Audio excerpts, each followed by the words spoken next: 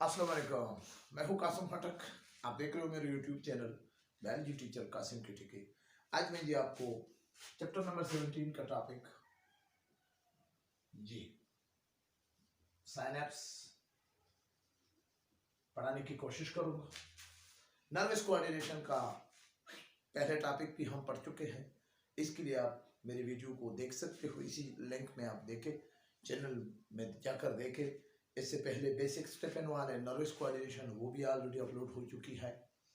इसके बाद दूसरी टॉपिक थी कि भाई nerve impulse, neuron, type of neuron, वो सब कुछ ऑलरेडी हम डिस्कस कर चुके। तो आज हमने साइनेप्स साइनेप्स क्या चीज़ है, डिफिनेशन, टाइप, ये सारी चीज़ें और नर्व इम्पल्स आखिर में हम इसमें करेंगे।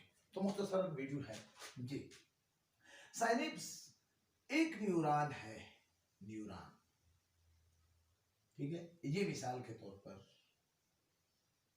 ये हमारे साथ एक न्यूरॉन है, क्लियर, ये एक न्यूरॉन है। अब जी ये दूसरा न्यूरॉन है,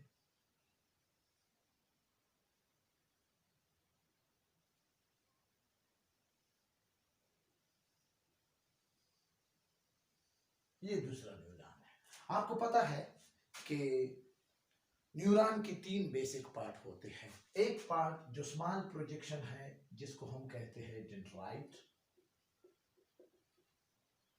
ये आपका सेल बॉडी, और ये आपका लार्ज फाइबर जो है वो क्या है, एक्सोन।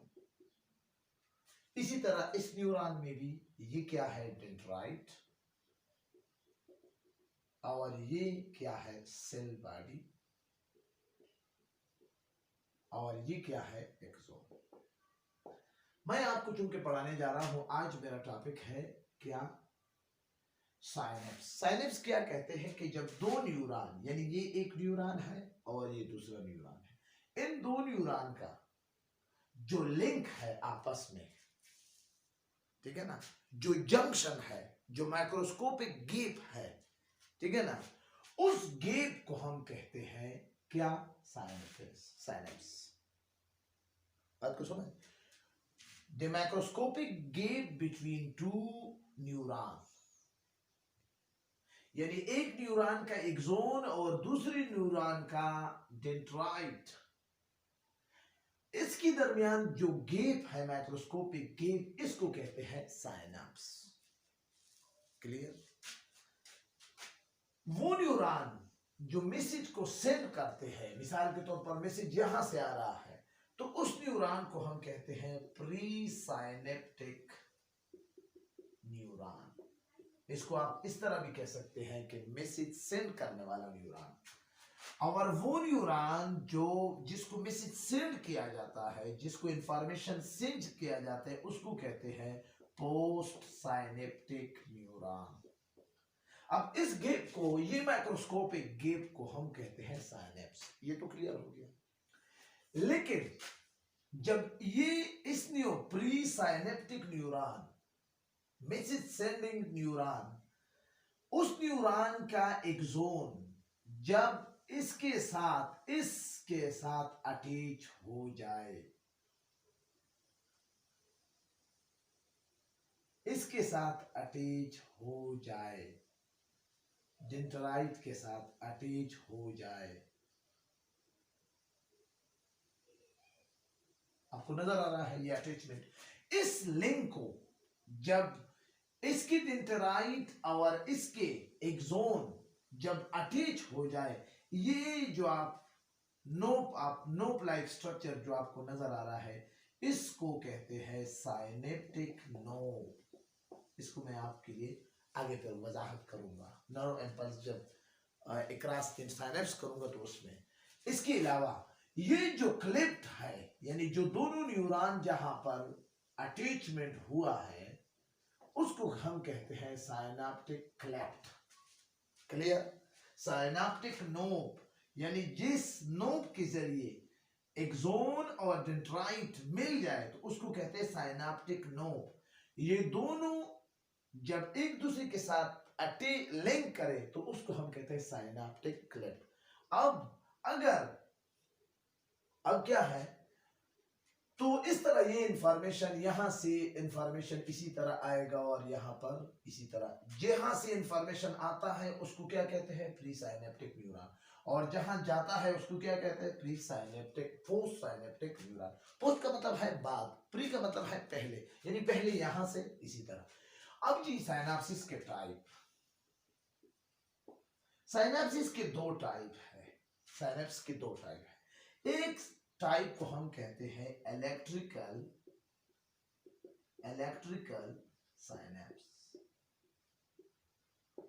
दूसरे को कहते हैं केमिकल साइनेप्स। जैसे नाम से जाहिर है इलेक्ट्रिकल साइनेप्स, लेकिन नाम को भी जोड़ दो, केमिकल साइनेप्स ये भी जोड़ दो। पहली डिफिनेशन ये है कि जब प्री साइनेप्टिक न्यूरॉन और पोस्ट साइनेप्टिक न्यूरॉन के दरमियान जो गैप है, मिसाल के तौर पर ये एक न्यूरॉन है और ये दूसरा न्यूरॉन है, ये गैप कम हो, जब दो न्यूरॉनों के दरमियान गैप कम हो, यानी प्री साइनेप्टिक न्यूरॉन और पोस्ट साइनेप्टिक न्यूरॉन के दरमियान गैप कम हो, तो फिगर में आप इसको इस तरह कह सकते हैं 0.02 नैनोमीटर हो, तो फिर वो साइनेप्स क्या है, इलेक्ट्रिकल साइनेप्स है। आपको एक बात और भी बताऊं कि इलेक्ट्रिकल साइनेप्स में जो मैसेज कंडक्शन है वो फास्टर है as a compare to chemical synapse.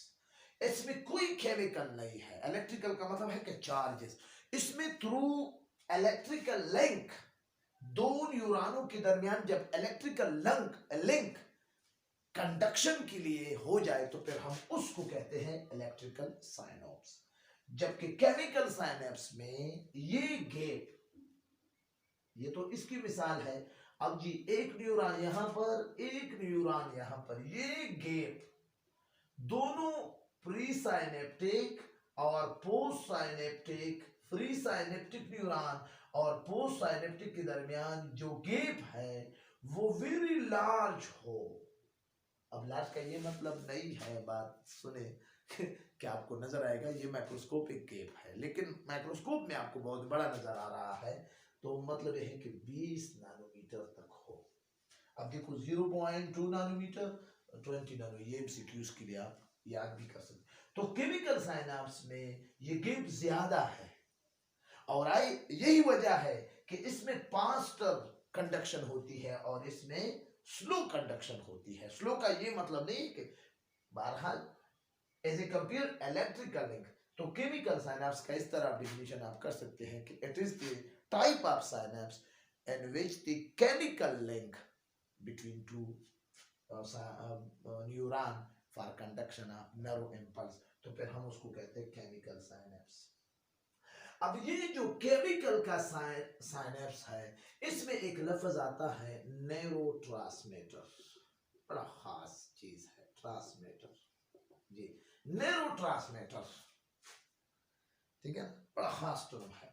Neurotransmitter उन केमिकल को कहते हैं जो कि न्यूरॉन के दरमियान मौजूद होकर क्या करते हैं, जो कि न्यूरॉन में मौजूद होकर मैसेज को प्री से पोस्ट तक कंडक्ट करते हैं, ले जाते हैं, उनको कहते हैं न्यूरोट्रांसमीटर। उसमें सबसे कॉमन जो है एसिटाइल कोलिन का केमिकल है जो कि ब्रेन में पाया जाता है, जबकि इसके अलावा डोपामीन और सेरोटोनिन, गापा यानी गैमा,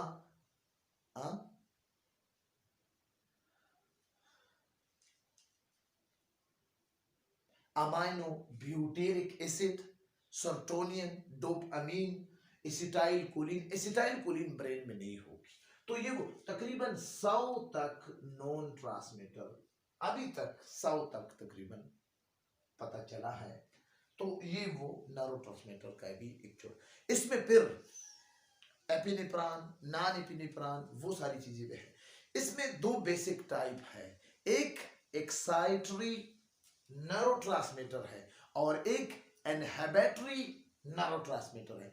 एक्साइटरी न्यूरोट्रांसमीटर उस को कहते हैं कि जब पोस्ट साइनेप्टिक न्यूरॉन में, यहां से मिसाल के तौर पर ये प्री है और ये पोस्ट है, पोस्ट साइनेप्टिक न्यूरॉन में जब वो एक्साइटेशन पैदा करे तो उसको हम कहते हैं कि ये एक्साइटरी न्यूरोट्रांसमीटर है, जो कि एपिनेफ्रॉन और नॉन एपिनेफ्रॉन है।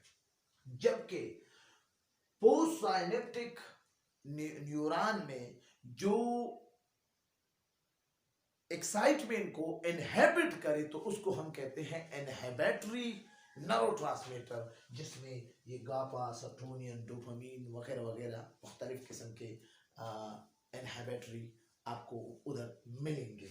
तो ये वगैरह न्यूरोट्रांसमीटर है। तो अभी मैं आपको जी, ये तो आई थिंक आपको समझ आ गया होगा कि साइनाप्स, फिर इसके दो टाइप, इलेक्ट्रिकल, केमिकल, न्यूरोट्रांसमीटर, छोटा सा टॉपिक है, ठीक है। तो जी अब जी अगर ये चीज आपको समझ आ गई है तो अब जी मैं आपको आगे ले जाने जा रहा हूं। तो यहां तक मिटाना काफी होगा क्योंकि बोर्ड कम है। तो जी आप इधर जरा देखें। अब मैं क्या, ये देखो पोस्ट साइनेप्टिक न्यूरॉन है, पोस्ट साइनेप्टिक न्यूरॉन, और ये प्री साइनेप्टिक न्यूरॉन है जी। अब जी आपको देखो, अभी मैं आपको कह रहा हूं कि ये क्या है, नर्व इम्पल्स across synapse, यानी इस जंक्शन में किस तरह नर्व इम्पल्स जाएगी। इससे पहले भी मैं वीडियो ऑलरेडी अपलोड कर चुका हूं कि active membrane potential, resting membrane potential, membrane potential, nerve impulse, उसको आप देख सकते हैं जी। तो सबसे पहले ये बात है कि नर्व इम्पल्स साइनेप्स में किस तरह जाती है, ठीक है ना। यहां से जो मैसेज है वो किस तरह जाता है इधर। तो इसके लिए मैं आपके लिए जी, ये मैंने आपके लिए, आप फर्ज करें कि ये आपके साथ दो न्यूरॉन है, ये आप बना ले प्री साइनेप्टिक न्यूरॉन, ये आप बना ले पोस्ट साइनेप्टिक न्यूरॉन, क्लियर। अब इसमें ये क्या है, ये मेम्ब्रेन है, ठीक है। आपको पता है कि रेस्टिंग स्टेज में इसके अंदर नेगेटिव चार्ज ज्यादा है, इसके लिए आप मेरे वीडियो को भी देख सकते हो। अगर आपको पता नहीं है कि ये किस तरह नेगेटिव है, इस सब पे मैं ऑलरेडी डिस्कस कर चुका हूं। आपको ये भी बताऊं कि ये जब रेस्टिंग में हो तो इसकी फिगर क्या है, इसकी फिगर क्या है, फिर इसकी फिगर जी -0.70 वोल्ट जी। अब क्या है, ये प्री साइनेप्टिक न्यूरॉन है और ये पोस्ट साइनेप्टिक न्यूरॉन है, यहां तक क्लियर है। अब जी मैं, ये एक साइनेप्स है, यानी एक जंक्शन है, मैक्रोस्कोपिक गैप आप नजर आ रही, यहां से स्टिमुलस यानी एक चेंज आ गया, कोई मैसेज आ गया, कंडक्शन शुरू हो गई। अब जैसे ही ये स्टिमुलस आ जाता है तो सबसे पहला काम इस मेम्ब्रेन पोटेंशियल में वो क्या करेगा जी, वो सबसे पहले असल में वो आता है कहां पर जी, यहां पर। ये मैं आपके सामने बना रहा हूं, ये मैंने आपके सामने विजुअल बनाए हैं और ये इसके अंदर न्यूरोट्रांसमीटर आपको नजर आ रहे हैं, क्लियर। ये इस सिचुएशन में रेस्टिंग है, लेकिन जैसे ही मैसेज आ जाता है तो सबसे पहला काम ये है कि साइनेप्टिक ओके, कि ये जो नेगेटिव साइन आपको अंदर, ये रेस्टिंग मेम्ब्रेन पोटेंशियल है, ये चार्जेस चेंज हो जाना शुरू हो जाएगी। इसको ऑलरेडी मैं पहले बता चुका हूं कि ये क्या है, इस तरह के मेम्ब्रेन के जब चार्जेस चेंज हो जाते हैं, नीचे भी ये इसी तरह होंगे। तो जी इसी तरह जब ये चेंजेस हो जाए तो फिर हम इसको क्या कहते हैं, डीपोलराइजेशन, क्लियर। अब ये जैसे ही ये पॉजिटिव चार्ज अंदर ज्यादा हो जाए, यानी कंडक्टर स्टिमुलस आ गया, पॉजिटिव चार्ज जैसे ही ज्यादा हो जाता है तो यहां पर एक गेट होता है जिसको हम कहते हैं कैल्शियम गेट। ये कैल्शियम अंदर आना शुरू कर देते हैं, कैल्शियम अंदर आना शुरू हो जाता है, यानी बहुत सारे कैल्शियम अंदर आ जाते हैं, कंसंट्रेशन ऑफ कैल्शियम ज्यादा हो जाते हैं, डीपोलराइजेशन भी हो जाती है। तो क्या होते हैं कि इस वेसल में ये साइनाप्टिक लोब की डायग्राम है, ठीक है ना। इसको अगर आप अलग बनाएं, एक वेसल में तकरीबन 10,000 मॉलिक्यूल होते हैं, 10,000 न्यूरोट्रांसमीटर होते हैं। तो जैसे ही डीपोलराइजेशन हो जाती है तो कैल्शियम गेट के जरिए मेम्ब्रेन में एक गेट खुल जाता है जिसके जरिए कैल्शियम अंदर आ जाते हैं। अब ये एक्टिव मेम्ब्रेन पोटेंशियल का किरदार अदा करे। अब इस वक्त इसकी वोल्टेज क्या है, 0.05 वोल्टेज। कैल्शियम के अंदर आने से इस वेसल के अंदर जो न्यूरोट्रांसमीटर है वो क्या कर लेते हैं, ये वेसल इधर आने, मैं इस एक को यहां पर ले जाता हूं, ये आ जाता है यहां पर,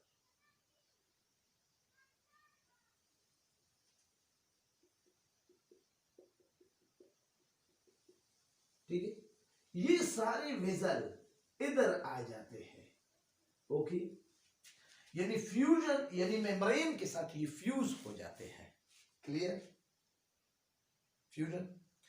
अब इसके बाद ये वेसल जैसे ही ये फ्यूज हो जाते हैं, ये वेसल मेम्ब्रेन के साथ, इसके बाद वो एक प्रोसेस करेगा जिसको हम कहते हैं एक्सोसाइटोसिस,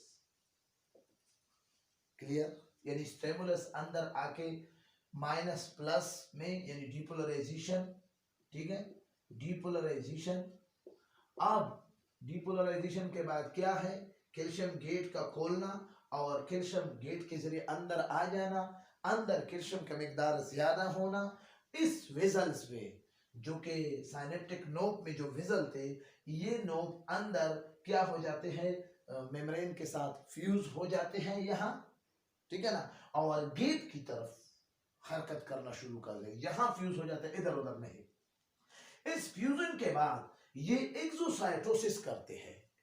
आपको पहले भी पता है, ये अब भी सुने, एक्सोसाइटोसिस उस साइटोसिस को कहते हैं कि जब अंदर से चीजें बाहर निकले। एंडोसाइटोसिस जब सेल किसी चीज को या वेसल किसी चीज को अंदर करे तो फिर हमको कहते हैं कि एंडोसाइटोसिस। तो यहां पर एक्सोसाइटोसिस में ये केमिकल जो न्यूरोट्रांसमीटर है, ये वो क्या करते हैं, बाहर कर देते हैं। मिसाल के तौर पर ये वो सारे केमिकल है, बाहर हो गए। अब क्या है, अब ये सिलसिला यहां रुकने वाला नहीं है। मैं आपको साइनेप्स में नर्व इंपल्स समझाने की कोशिश कर रहा हूं। जैसे ही इस सतह पर क्या है, रिसेप्टर मौजूद है, क्या है, रिसेप्टर मौजूद है। ये न्यूरोट्रांसमीटर जिसमें एक मैसेज भी है, ये रिसेप्टर इसको रिसीव कर लेते हैं, ठीक है। अब जैसे ही ये न्यूरोट्रांसमीटर जो कि एक्सोसाइटोसिस के बाद वेसल से निकल जाने के बाद रिसेप्टर पोस्ट साइनेप्टिक न्यूरॉन में, पोस्ट साइनेप्टिक न्यूरॉन का मैसेज रिसीव करने वाला न्यूरॉन, इसके रिसेप्टर ये न्यूरोट्रांसमीटर रिसीव करते हैं। तो यहां पर क्या हो जाता है, ये नेगेटिव प्लस में और ये नेगेटिव प्लस में, ये नेगेटिव प्लस में, ये नेगेटिव प्लस में, और ऊपर की जो पॉजिटिव है वो माइनस में। और इसी के साथ पोस्ट साइनेप्टिक न्यूरॉन में एक गेट खुल जाता है जिसको कहते हैं सोडियम गेट, और सोडियम अंदर आना शुरू हो जाता है। यहां पर भी ये डीपोलराइजेशन हो जाती है, और सोडियम गेट के अंदर बहुत ज्यादा सोडियम अंदर आ जाती है, जिसकी वजह से अंदर का जो मेम्ब्रेन पोटेंशियल है उसमें मोर पॉजिटिव चार्ज यानी एक्टिव मेम्ब्रेन पोटेंशियल बन जाती है, जबकि बाहर क्या है, रेस्टिंग मेम्ब्रेन पोटेंशियल है, सोडियम का मिकदार अंदर ज्यादा हो जाता है। और इसी तरह ये नर्व, फिर इसके बाद दूसरे तीसरे न्यूरॉन, फिर चौथे न्यूरॉन, फिर पांचवें न्यूरॉन, इसी तरह ये एक न्यूरॉन दूसरे न्यूरॉन को, इसी तरह ये सिलसिला नर्व इंपल्स का जारी व सारी रहता है जब तक ये बॉडी क्या है, लाइफ में है। ये सिलसिला इसी तरह जारी रहता है और एक बात मैं आपको और भी बताऊं कि जैसी ही ये रिसेप्टर इधर स्टिमुलस का असर कम हो जाए तो फिर यहाँ पर ये पॉजिटिव जिसको मैं अभी मिटा रहा हूं ये नेगेटिव बन जाते हैं और क्या है ऊपर और कैल्शियम इसी गेट के जरिए बाहर निकलना शुरू हो जाते हैं। ये पॉजिटिव का इसी तरह यानी पॉजिटिव से नेगेटिव बन जाना फिर क्या है रिपोलराइजेशन। क्या है रिपोलराइजेशन। रिपोलर डी का मतलब है रिमूव, री का मतलब है फिर उसी तरह, ठीक है ना। तो ये इसी तरह ये सिलसिला प्री साइनेप्टिक न्यूरॉन और पोस्ट साइनेप्टिक न्यूरॉन में ये सिलसिला जारी रहता है और न्यूरल इम्पल्स एक रास्ते साइनेप्स जारी रहता है। ठीक है, उम्मीद करता हूँ कि आपको ये इंटरेस्टिंग टॉपिक समझ आया होगा। लेकिन आखिर में एक बात कि साइनाप्स एक स्टिमुलस में नहीं होता, इसके लिए बहुत ज्यादा स्टिमुलस 2 3 4 5 स्टिमुलस चाहिए। ठीक है ना, ये ज़रूरी बात थी इसलिए मैंने आखिर में की। उम्मीद करता हूँ कि वीडियो अच्छी लगी होगी। अगर अच्छी है पसंद करें, लाइक करें, चैनल में नए हो तो सब्सक्राइब करें, साथ बेल आइकन भी प्रेस करें। इजाज़त चाहता हूँ, इंशाल्लाह हाजिर होऊंगा नए वीडियो के साथ। खुदा हाफिज़।